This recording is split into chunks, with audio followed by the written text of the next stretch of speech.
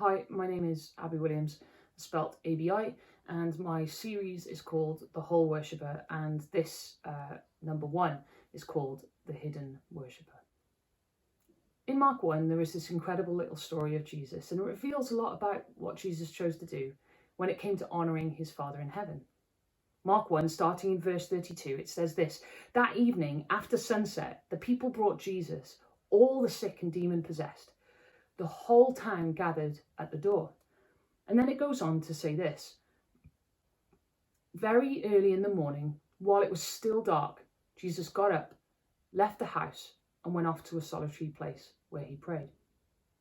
Now I want you to imagine with me, if you will, being with Jesus for this 24-hour period.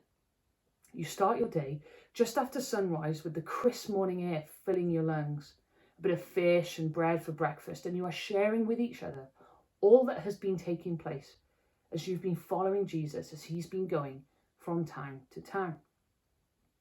You head with all the guys, and I'm sorry about that, girls, but with all the guys to the synagogue, and you spend time there listening to the teachers and leaders talk and share from the scrolls. And as you leave that place with this band of merry brothers, you talk about the teachings you have heard, and you're all weaving in and out of each other, trying to get as close as you can to Jesus, just to hear what he thinks about all the things that had been said. After lunch, you amble down the dusty streets, trying to stay cool as the heat of the day has been sticking close to your skin. James and John lead the way to Simon and Andrew's house, which is strange, but they do. And as you arrive, you notice something isn't quite right. You hear that Simon's mother-in-law is sick with a fever, and when Jesus hears of this too, without hesitation, he goes to her side. You watch as he takes her hand tenderly, and as he is helping her to her feet, you see all the signs of sickness and fever leave her body. You witness another miracle that this man has done. You take a seat in the small room upstairs, and everyone gathers around to hear more from Jesus. Simon's mother-in-law brings you some food and some drink. You are 12 hours in. The excitement of all that you'd learned in the morning and the miracle you would witness and the teachings of Jesus has filled this incredible day. You take a deep breath, just trying to remember and hold on to all that you have seen and experienced.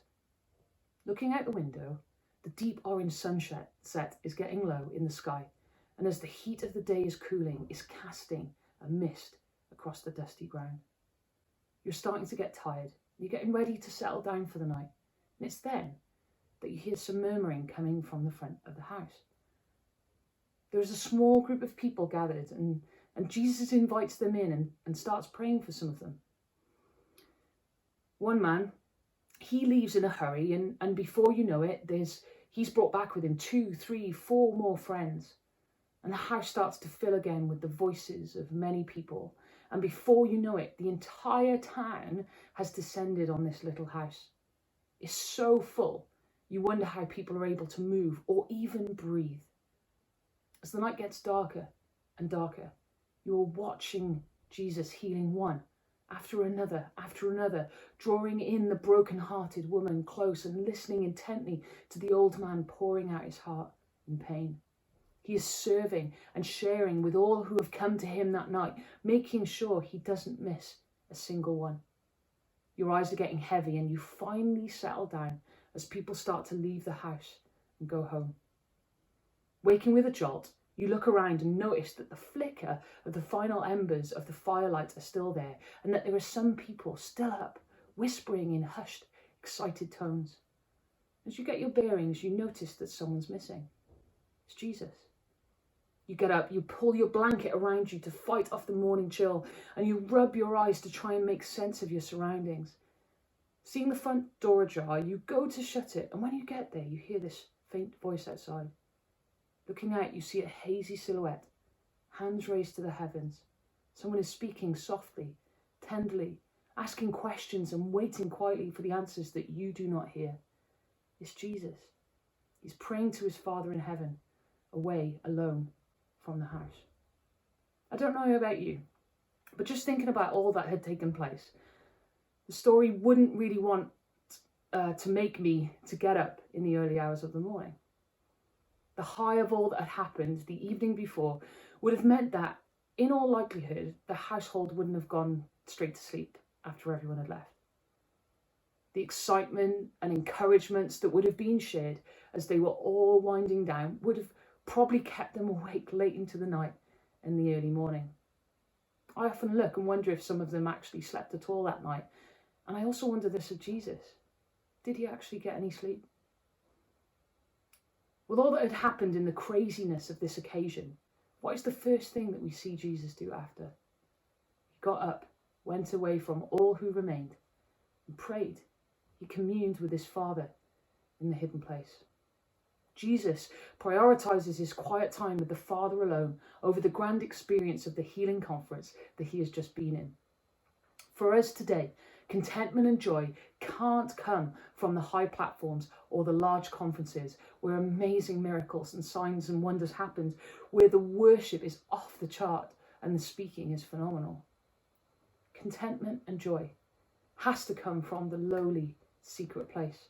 The place where it is quiet and you are alone with God, the one-to-one conversation and the communion with the Father where he speaks directly to your heart and no one else's.